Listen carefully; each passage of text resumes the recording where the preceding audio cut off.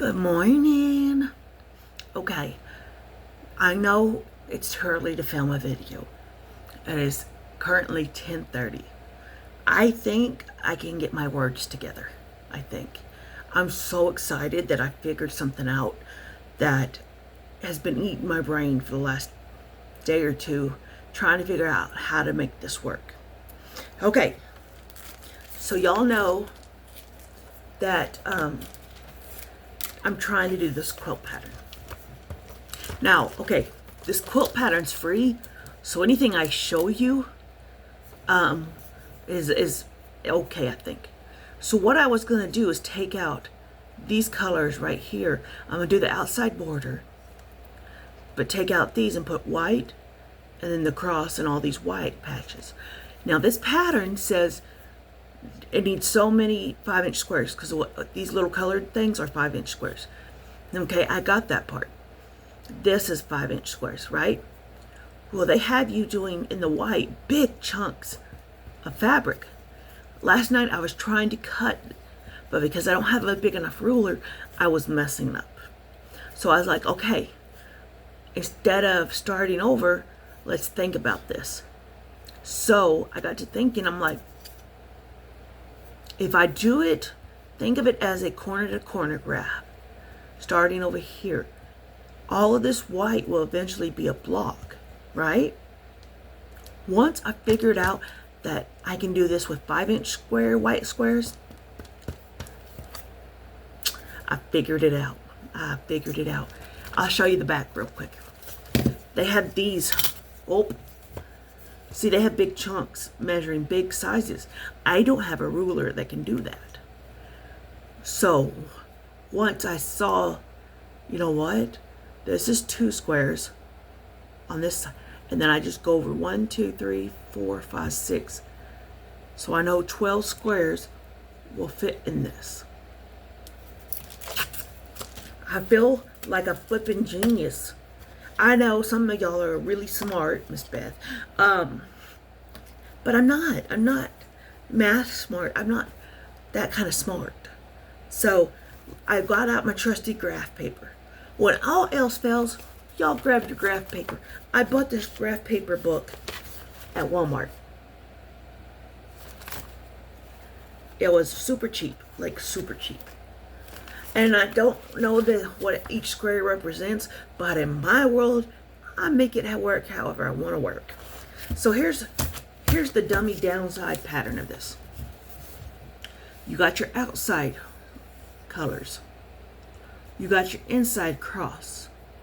The rest of it is white squares, and you just count them. Now, the question becomes, I'm going to need a border for this, because when I do the flip over method, it's going to cover these a little bit, and I don't think I want that. So I'm going to make the guts of this and then decide what border to put on it. I think I want a very thick border so that I can bring the back to the front as binding. Does that make sense to y'all? Because I think it makes sense to me. But just in case, I kind of want to do this as a corner to corner. I do, kind of. Because you start in one of these corners down here and then go up, or start in this corner and go up. But I've got so much crochet on my plate right now, I don't really want to think about that. But I'll show you the pattern again so that y'all can get it for free.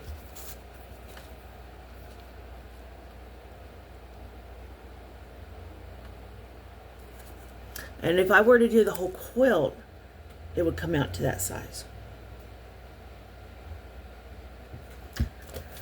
So I'm just going to take, and now I kind of wonder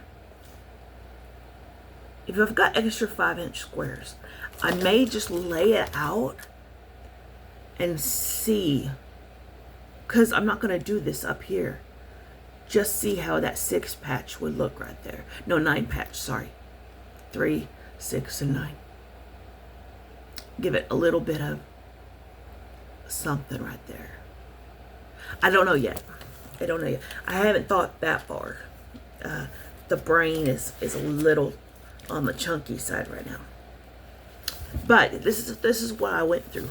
I'm just showing y'all this case you're like me and you just can't visualize it and you need some paper proof. So here's basically what I did. That first piece calls for that size of a big old chunk. And so I just counted the squares. And I knew I needed 12 in that one section. And I went on and on and on until I had it figured out. So I need, I think I've got all my white squares cut because I've been cutting since last night. I'll need 94 whites and 48 and 26. 48 5-inch colored squares plus 26 colored squares. I don't know what that is, but Miss Beth can maybe make it happen. Oh my gosh. Yeah. So I'm excited to try to get this going. The other thing that I kind of worry about is the white sheet that I cut the squares out of is a poly cotton. Now I know that it's probably frowned upon to use poly cotton because I think it shrinks or something. I don't know. But hold on, I gotta write a thought. But there's no quilt police in this. There's absolutely no quilt police. So I'm gonna do what I want to do. And if poly cotton is wrong, then guess what? I'm gonna be wrong. And I'm okay with that. I think it was people on Google said no to that because of the shrinkage factor. But I bought sheets from the Goodwill that have been used. So I'm pretty sure the shrinkage is done. And before somebody says, oh my gosh, Sunshine, that is gross. Okay, what's gross is if I bought the sheets and put them straight on my bed. We ain't doing that. They get their own wash with Tide and fabric sanitizer. And they come out really well. Come out really, really well. So, anyway, I have to get going on this crochet project. Get some stitches in before I can kind of start about doing this. I kind of need to find out how to put up a design wall. Because I'm going to have to keep each row straight somehow. I'm not sure how that's going to work just yet. But I'm excited to see where this goes, and we'll go from there. All right. Yeah, so I hope y'all have a wonderful day. Please take care. And if you see weather happening in Texas, it's not us. We're big Texas. We're right in the middle of Texas. And the weatherman has been creating unnecessary chaos, saying, oh, we're going to get these horrible storms. It's just rain. Thankfully, the Lord has provided some rain, but it's just causing unnecessary chaos. So if y'all look, we're in the middle of the map. We're good. So y'all take care. I love you guys. Bye.